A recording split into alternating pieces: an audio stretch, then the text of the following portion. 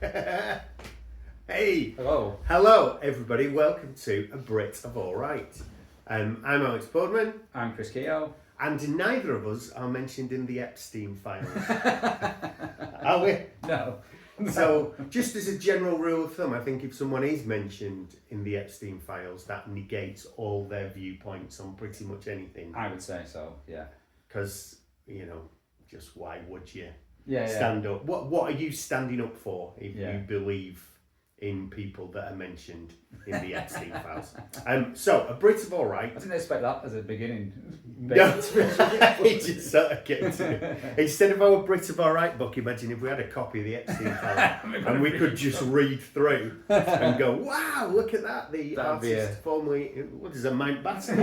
And anyway, what is A Brit of Alright? A Brit of Alright is us two talking about British things that are decent, Yeah.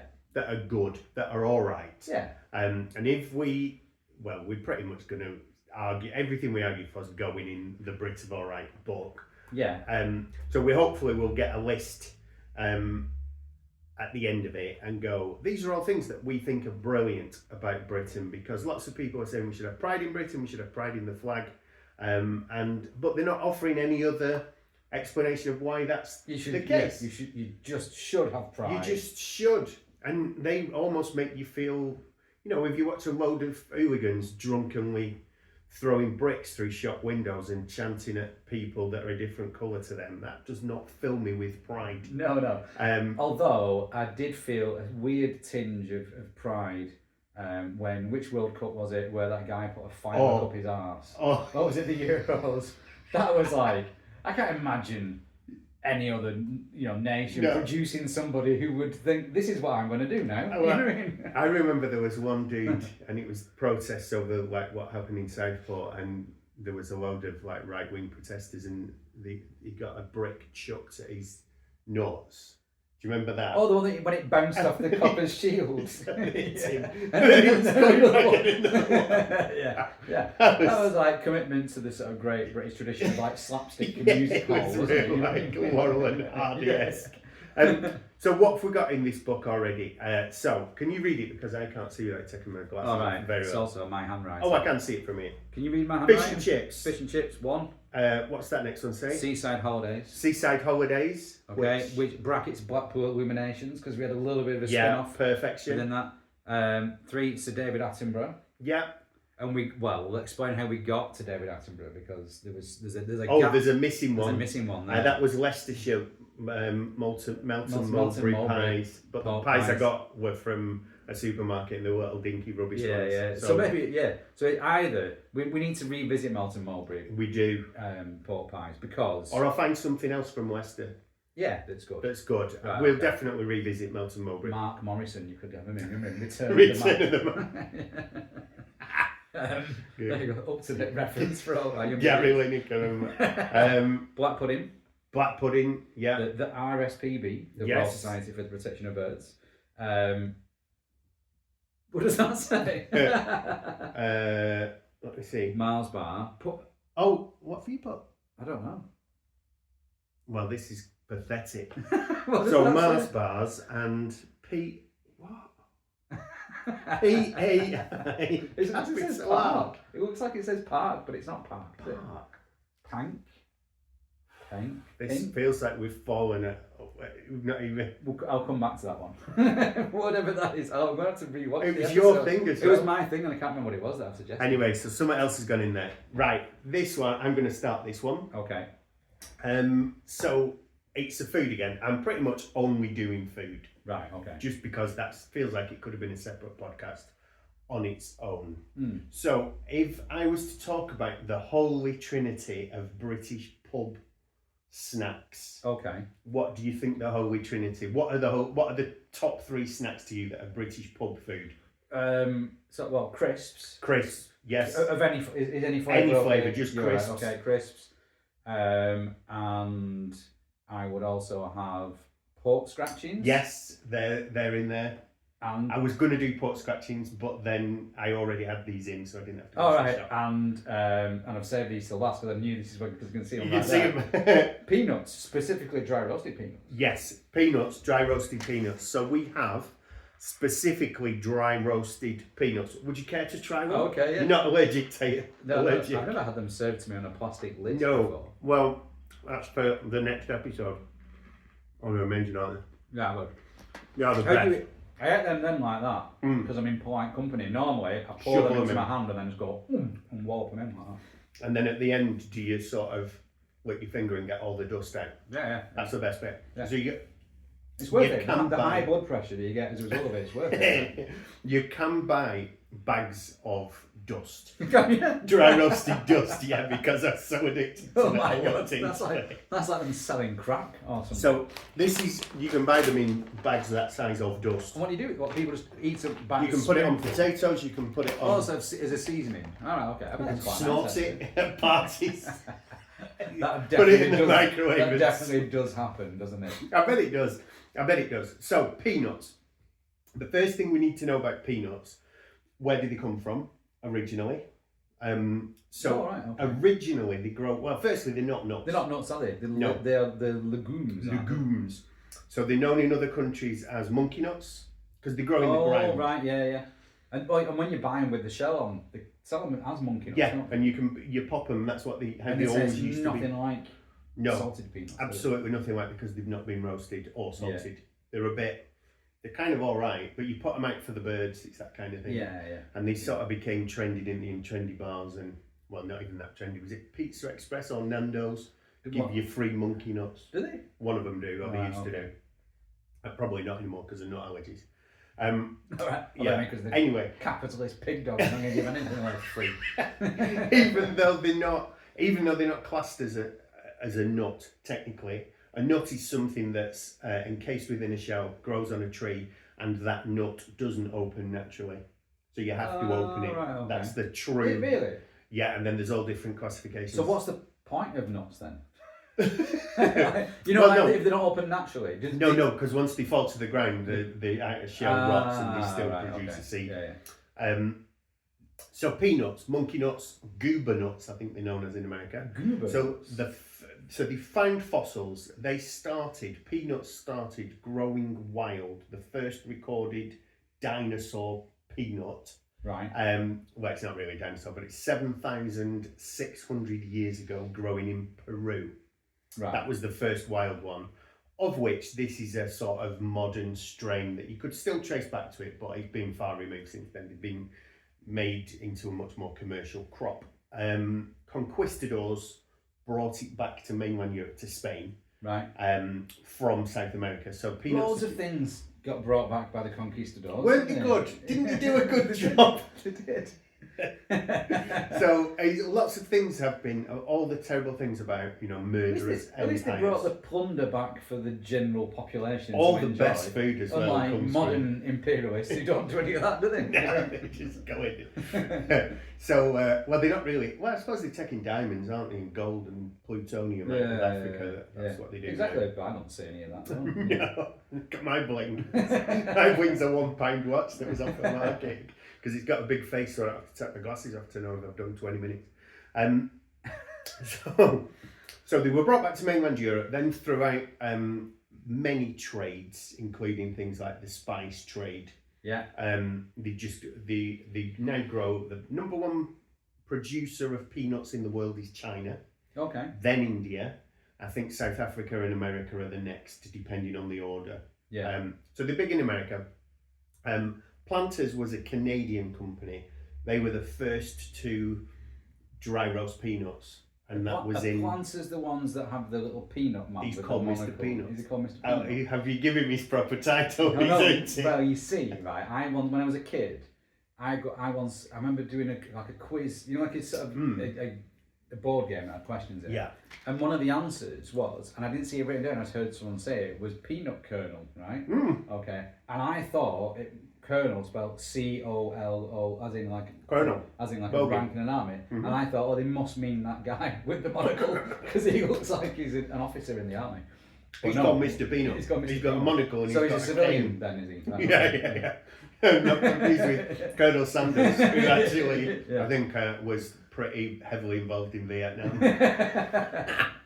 So, the first company before that, peanuts were sold as a snack, and they were sold in bars, and they used to have them in bars in Britain, and they were still in the monkey nut form. Right, okay. They weren't salted or anything like that. And I think it was 1962 that planters started to dry roast them, i.e. without oil. Right. And they added spices and salt to that mix, but they do not. A Canadian dry roasted peanut or an American dry roasted peanut does not have the level of dust we've got, and it's not got this red colour. So these didn't appear, and this seems ridiculously late. So there would have been a time when I'd have been with my grandparents, or even there was a time for 10 years when I was alive, and there was no such thing as dry roasted peanuts. So they didn't. KP were called Kenyan products.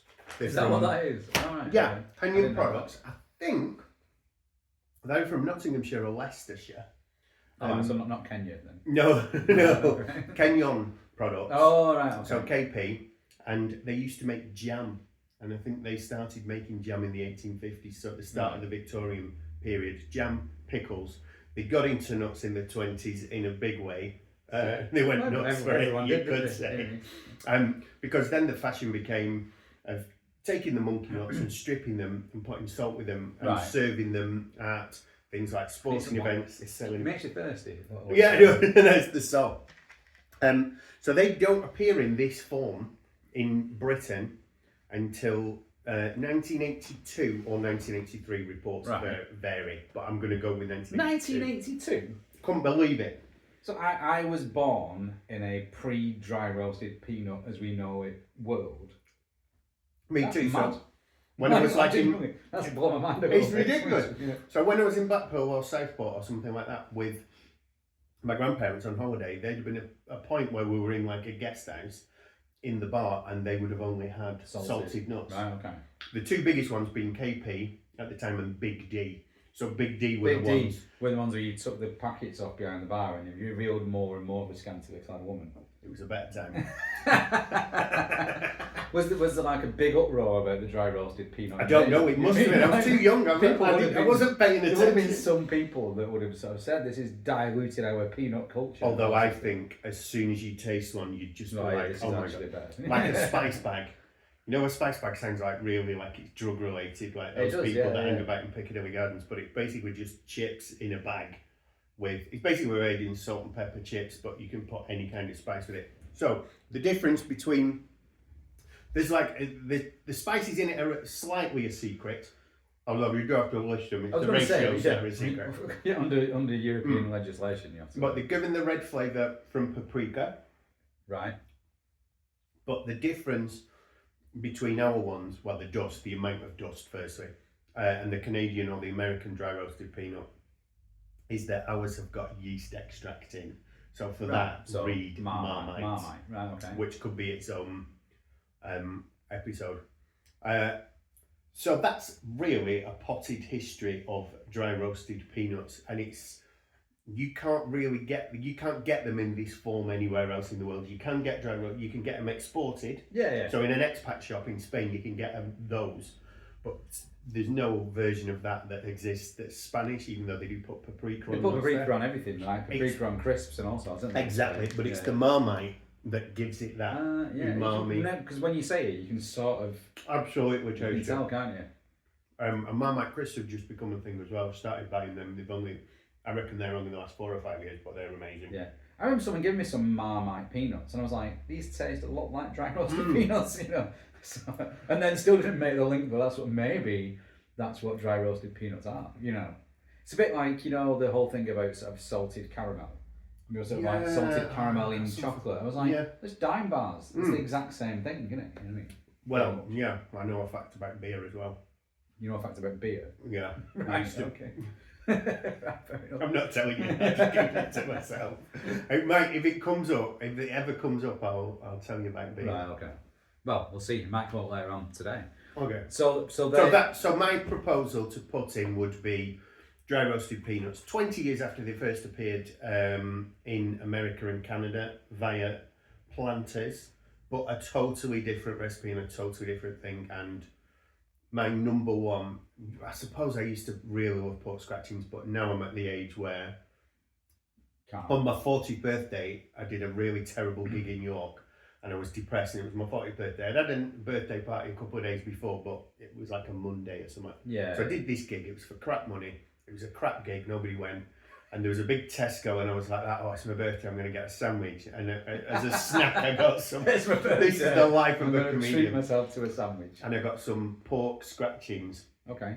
And I was like, well, how bad can things be? Well, you turn 40, it's a big milestone. It's not a great one. This is 13 years ago as well.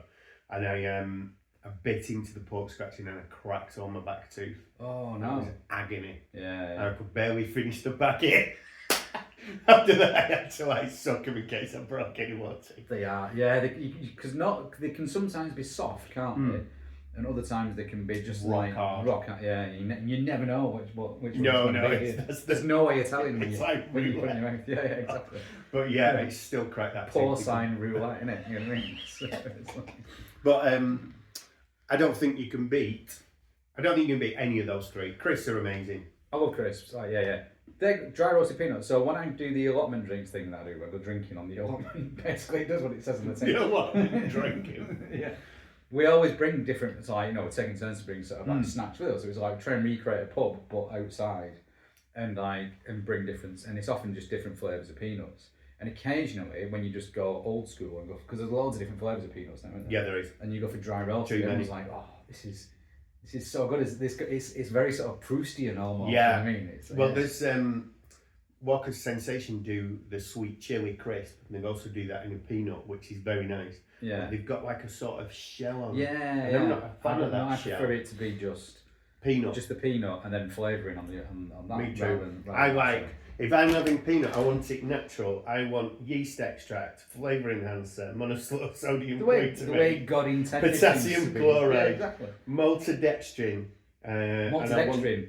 The only other thing I've seen that in is Pringles. Oh right. So Well, I reckon Pringles they're are not even a addictive. potato No, apparently. no, It's they're not even a crisp. No. And I've also got Acacia gummy, thank God. Yeah. But anyway, I vote we put those in, and I think it would be a hard master who said you can't put that in the book of things that are great about Britain. No, I'm not even going to attempt to sort of say it shouldn't win because they're great. Yeah, great. And you've explained how that particular type one, it is actually uniquely British as well. You know what I mean? It's like It is we uniquely took British. a thing from elsewhere and put our own Canada in stamp this on it, case, which yeah. is what we're sort of discovering time and time again is what keeps happening. You know what I mean? Yeah, which is how food. That's how food is. That's how isn't it? culture works as well, isn't it? You know what I If mean? you're young and you're watching this and you don't remember, I can remember a time of the early 80s when we got pizzas for the first time in supermarkets, and they came in a pack of 4 and they were the size of a side plate, and you cooked to them only in the microwave. And it Right. was essentially soggy bread with like tomato and about 4 little gratings of cheese. Yeah. But to us, it was like, oh my God, this is amazing. It's like we're in Italy. And we have that and a cornetto, and you're like a weekend in Rome. Yeah. Oh my God.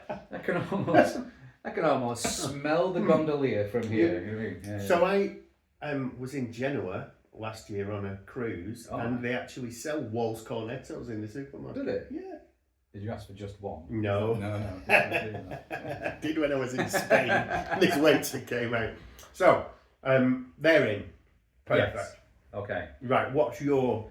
My link to that actually, I'm going to go for, this is like, Mr. Peanut? not Mr. Peanut, no, who we've discovered isn't a military man. is I'm going to go for the pub.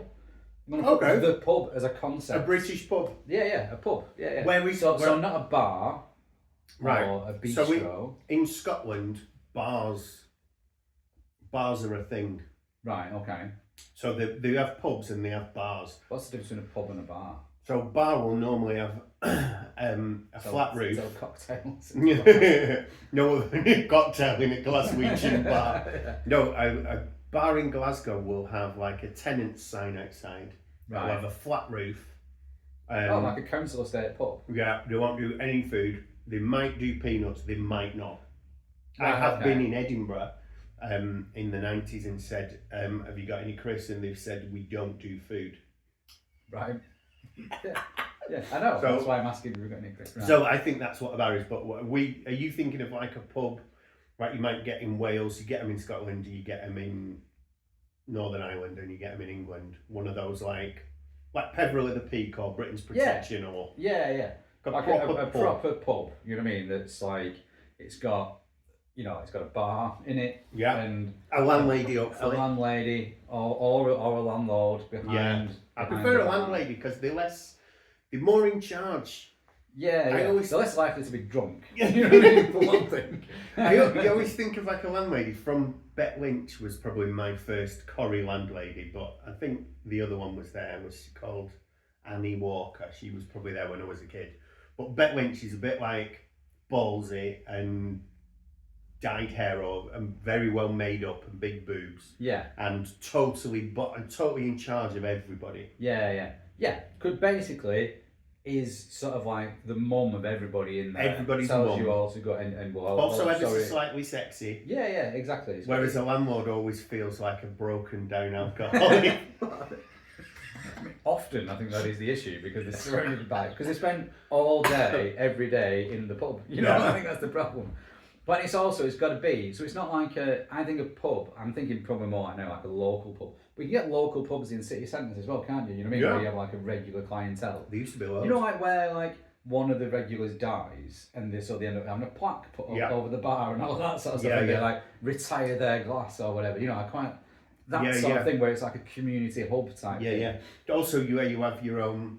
So my granddad had his own tankard, but Yeah. you know you're a regular in a pub when you've got your own glass or tankard and you only have your drinks served in that, and and you don't even ever order either. You just walk in. You just walk in and they start pouring a pint of Yeah. whatever it would be. There was Best usually. it used One to of the be. pubs I used to go into before I lived up here, so when I lived on the other side of Boardman, and there's a bloke who used to go in there called Dougie, and he was in there every day, like all day every day, and until he died, obviously. And But it was affordable, wasn't it? And it's not affordable now. Yeah, and he went in one day, and the woman working behind the bar said to him, "Oh, morning, hi Douglas, what are you having?" He went, "Oh, I'll have a strawberry daiquiri, please." And she went, "What? I don't know how to make that." I went, "Oh, well, we'll have a pint of bitter like every other day then." You know, like, which I thought was quite funny.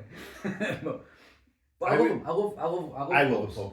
I remember when I was at uni, all day opening started when I was in uni, so it was about 93, 94, and it was a big thing. And we'd been to a lecture, and because pubs used to open at 11:30, shut at 2, open again at 5, 5:30, shut at 11. Yeah, 10:30 on a Sunday. Those were roughly the opening hours. And it was like a lunchtime session than any evening session, wasn't it, basically? And a law was passed that they could open all day. I remember seeing when I was a kid, now open all day, and I thought that meant open like 24 hours a day. Yeah. So they'd say open all day and it'd be shut, and I'm like, what? Well, it came because pubs were starting to struggle a bit, and so they thought it would add to, you'd get more trade, and also pubs started doing food, not just peanuts. Yeah. So it became, I think they were trying to make it a bit like it is abroad, where to change the culture. But the culture of a really good pub should not involve children. It absolutely should be one of those adult safe spaces. I can't think of anything worse than, I love, when you're abroad and children, you're having a meal and stuff like that, and there's some very trendy, very nice places and where you can take kids in, and that's fine, but a real pub should be adults only. It should be over 18s. And as I'm older now, I'd make that over 39. I would say you can't go to a pub until you're 39. Basically, you want to be the youngest person in any pub. I just don't want to. I don't want to deal with people. There should be a ban on phones. You shouldn't have your phone. What you're describing here is a Sam Smith's pub, because that's basically what they do. No phones, no talking to each exactly. other. Just sit quietly. You just sit there and take your medicine, your rummy. You know what I Sam mean? Smith's pubs used to be great, didn't they? I don't know if they still. There's still one in Exchange Square, near the Corn Exchange in Manchester. That used to be Sam's. Oh, the Sinclair's. Sinclair's, yeah. Yeah. Sinclair's is still a Sam Smith's pub, yeah, I think. Because that used to be an oyster, or the one next to it. The oyster bar is Sinclair's. Because one used to do It's called Sinclair's Oyster Pie. Yeah, he did. It used to do beef and oyster pie, but then the one on the I don't think it's Sinclair's. That's Well, the oyster. that's sort of Sinclair's thing, with the sort of. Have you ever had the steak and oyster pie? I used to have that. I don't know if they still do it. Yeah. And I've been doing it for years. I'm talking about, they still do it. It's probably 20 years since it was last in there. But that sort of era of pub, that's sort of like quite Dickensian, isn't it? It feels like, doesn't it? And that's when, like, the modern pub as we know it sort of came into existence. But there's been sort of pubs and taverns and inns and whatever since the Roman times. Right. So it started off like with Romans, they would have inns, like, like coaching houses and inns. So like you would see on, you've not seen Game of Thrones, have you? No. So Game of Thrones is supposed to be sort of semi-medieval. So I think it's supposed to be like 1200s time. Yeah. And there's like often scenes where there's somebody making a pie, which I don't know if that existed, but they'd have rooms and it was for people that were travelling by coach. Pies existed then. Pies existed then. But I don't know if they would have been in pubs then, but they probably would have been in coach houses because it was a cheap way to make things like oysters, which were plentiful. Oysters were padding, weren't they? Because they were cheap. Well, they used to eat oysters in pubs up until like the end of the 1800s, and then it just became easier to have nuts. They replaced oysters. Oh, right, okay. As like the snack. We think you got to shuck them, you got to collect them, you got to clean them. Yeah. And all right, that's got a nice salty snack. Yeah. So my other fact about beer. Oh yeah, you were going to hijack it. They used to put salt in it to mask the flavour because often it was pretty crap beer. Yeah. But they put salt in to make you drink more. Poison you even more than they were doing with the booze. But if you get a Burton or like that's the oldest area in England of brewing. Because of the Trent is naturally quite salty, so lots of those beers that feature in like all the beer guides and 101 beers you should try before you die, all the Burton ones are slightly salty. Oh, right, okay. And it's kind of alright, but it's like, remember, Joseph Holt's brewery from Manchester? I'm a big fan. Yeah, I like Holt's. You have to pronounce it, you have to call it Holtz's almost. Holtz's, you have to get it wrong, Holtz's, grammatically. But I really like it. It's an acquired taste, I'll grant you that. And it used to be a bit hit and miss because they used to get the water from an artesian well under the brewery. Really? So sometimes the water was okay, other times it wasn't. And so they do a lager called Crystal Lager that's not bad. And they do their bitter though is Holtz's bitter. That's oh my god, it's the best. Yeah. And mild's also really. Yeah. But I quite like mild now I've got older because it's weaker. Yeah, as you get older, you sort of you don't want to get as out your head, but you do just want to drink all day. Yeah, you want to basically enjoy being out in the experience rather than just getting as drunk as you possibly can.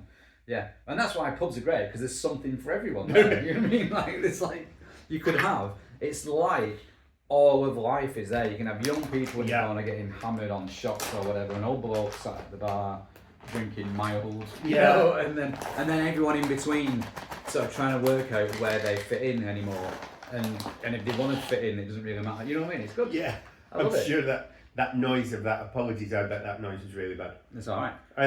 So it started with the Romans, then we had ale houses in sort of Anglo-Saxon times. Ale houses. Yeah. So because ale and beer was what we drink over it because hops grows over it. Yeah, and it was safer to drink than water. Yeah, more readily than sort of grapes did in most of the place. So that's why beers I always sort of drink. So it's more Northern European, you know what I mean? That's what you're getting it. Yeah. And then there was also public houses, which were basically someone's house. Yeah, it was open to the public. Yeah. And you could go in and have a drink if you wanted in there. And another thing that I remember from, I don't know where I picked this up. Might just be in a pub. Somebody's told me this, or it might be actually bullshit. So it might not be true. But you know, you get things like the Red Lion and the Wagon and Horses and stuff like that. Yeah.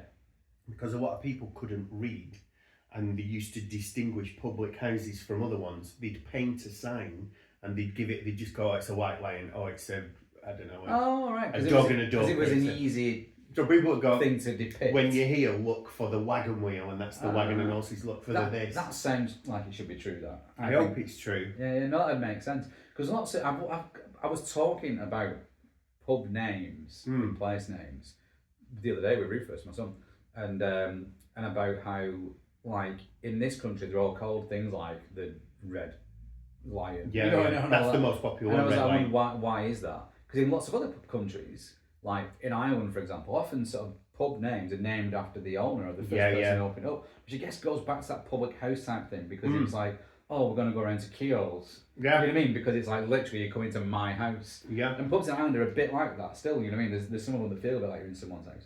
But it's like come full circle, Yeah, isn't it? Because pubs are lots so of like bad. craft ale places have that sort of Yeah, they do. feeling that you're in someone's house.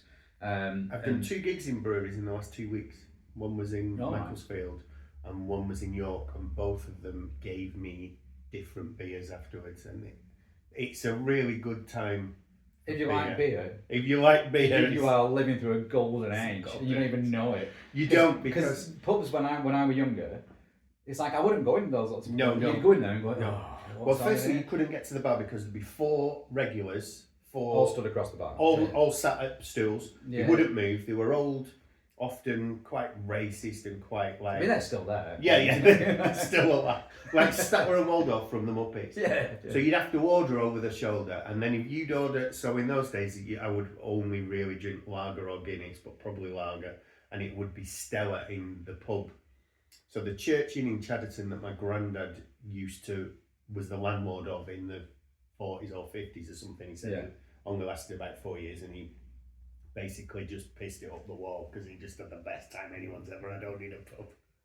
And so that was the pub, and there'd be 4 regulars sat there at the bar, and you'd have to order over, and you'd order a pint of Stella, and they'd comment on that, and they'd comment on something else, and you'd be there going, look, I'm 18, I could easily kill you all here. It's not a problem. And he's just like, you miserable old gets. And then there was always a smell of carpet that had beer spilt on it, and that stale smell. So, There was been no masked out food. by cigarette smoke. Yeah, smoke, actually it it was. And then when they banned smoking in pubs, Mm. and you became aware of like all the other smells that were there, you were going, oh, this is. And there'd be a dartboard, and there might be a fruit machine in those days. There might not. But in that one there wasn't pool tables. Was there a jukebox? Yes, they had a jukebox, but they had no quiz. Quizzes were a relatively modern thing. They didn't have like special nights. They didn't have a happy hour. There was no reason to go to the pub other than the pub itself, was Yeah. there? You know what I mean? Like, you didn't need anything else to draw people in. And it was always single men. And then maybe on a Friday night, you'd get like the odd woman in, and it'd go like, oh, it'd It'd be like Friday or Saturday. One of them would be like Friday night you'd go out with the men, and Saturday night with your women. with And girlfriend. you'd go and see all your male friends anyway, and then you'd just talk to them, and then your wife would talk to they'd all talk together, and it'd be like we're just doing the exact same thing we were doing last night. Yeah, exactly. It was and there just weren't as many drinks. You could not go in a pub in like Manchester or Lancashire. You maybe could. But you couldn't go, I'll have a Cosmopolitan, please. They'd be like, what the hell are you on about? A magazine? Exactly. Do you want a magazine? Yeah. You'd have to have like port and lemon. You could have maybe a Cinzano Bianco. Yeah. If you're a woman, you could have like a baby sham. Yeah, baby or sham. a little bottle of like cherry bee. You know that Yeah. fridge that was always The behind ladies' counter? fridge. Like the small fridge under the counter one that had everything in little bottles. Yeah. And that was for women and raging alcoholics because they would have like the barley wine in there. There was no Jägermeister, that wasn't a thing. Yeah. There was your spirits, there was only ever Bell's whiskey or White and Mackay, that was it. They didn't even have like Jameson's really. No, You couldn't get an Irish whiskey. No. No chance of Jack Everything Daniels was or anything. blended. Yeah, it was all crap, wasn't It it? was really rubbish. So it is an absolute But it was golden also age. brilliant. It was brilliant, yeah. It was. Yeah. It was good. Right, well, it's in, isn't it? There's no way that should be number 1. Yeah. Apparently, at one point in the 19th century, right, when pubs, as we know them, came into existence, there were something like, if you counted all the inns and taverns and pubs and everything, there was one pub for every 174 people. Oh, and some of them are babies. Yeah. So they're not going in. No, exactly. The women are not going But in those days. as a ratio, though, that's like, I bet it's nowhere near that now. Oh, God, no. You know, but that was like when you had like one on every corner, wasn't you? In every sort of terrace, you know, road And I think terraces. London had gin houses, didn't they, and things. I think that's a totally different. I don't know anything about that. Yeah. But I don't know if they were everywhere in Britain or just London or. I don't know. You only ever think about it in terms of like Hogarth Victorian paintings London. or something. Yeah. Different novels. I'm guessing we were all just sort of drinking beer in someone's front room. I guess at that point. Pubs are great. But yeah, so pubs go in. When I'm sometimes when I'm on cruise ships, Americans, one of the things they always say they want to do is go to a British. I want to go to a British pub, and you're like, good luck with that, my friend. Exactly. Yeah. Which the most British of pubs now would probably be Wetherspoons. You reckon? I remember I heard that's the someone most describe popular. Wetherspoons as being a gin palace once upon a time, and I thought that's Kind of right, is, isn't it? Yeah, They do have a good selection of beer, and It's really cheap. they have loads of good. There's loads of good things about them. I But went to the one in Manchester. You know the one near the town hall in Manchester. no, That's on Deansgate. The one, is it called the Waterhouse or something? Don't like know. that? What's one? I don't know. Anyway, know it's either. opposite the town hall on Right. there. And it was, I ordered a pint at the bar, and I've not been into a Wetherspoons for ages. They do good beer. They've got £2.30. You know what it's like? They have guest ales in, Yeah. and you're like, they'll have 16 guest ales in, and they'll all be like really cheap. Yeah. But there's just something lacking, and I don't know what it is in there that doesn't make it a real pub, even though it probably It is does the most. it does feel a bit like it's somewhat, it's like an art installation rather than an actual pub. It just feels in between what a pub should be and what like a bar would be. It's got a bit of a sort of like bus station feel to Yeah. it. You know, like there's so much transient coming and going. Yeah. It feels a bit like that. Yeah, although there's a really nice one in Poynton near us, and that's a really good one. I used to use Wetherspoons as a sort of guide to like how nice or affluent a place was. If you go in there in the morning and see what people are drinking, Yeah. you know, like some places people are drinking coffee because people are shopping. butties. Other places you go in there, it's just full of blokes, and they've yeah. got like 3 empty glasses in front of them already. You know what I mean? Yes. It's 10 o'clock in the morning. Yeah, the one in Stockport is like the second home. It's like an airport. You know what I mean? Oh, do you want any food? Maybe when I've had 4. And it's 10:30. It's time to put my bets on. Right, we should end this one. That's a long one. It is. We're out of practice. But it was good though. It was worth talking about the pub. It was excellent. We're in a bit.